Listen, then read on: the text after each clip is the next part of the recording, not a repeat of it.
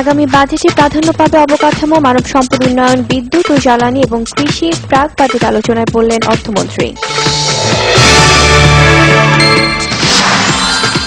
হবিগঞ্জের চুনারুঘাট উপজেলার বাল্লা সীমান্তে ভারতীয় গ্রামবাসীর হামলায় ৩ বাংলাদেশি নিহত। নারায়ণগঞ্জের নিতাইগঞ্জে একটি ময়দার মিলে নৈশ প্রহরী সহ ২ জনকে কুপিয়ে হত্যা করেছে দুর্বৃত্তরা। দেশের বিভিন্ন স্থানে আলাদা সড়ক দুর্ঘটনায় ৩ পুলিশ সহ ৪ জন নিহত, আহত ৫।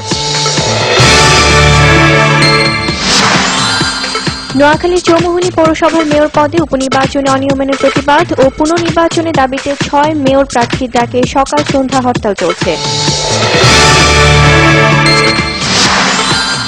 রাজধানীতে ফিটনেসবিহীন গাড়ি চলাচল বন্ধে মালিকদের ১ মাসের আলটিমেটাম দিয়েছেন যোগাযোগ মন্ত্রী।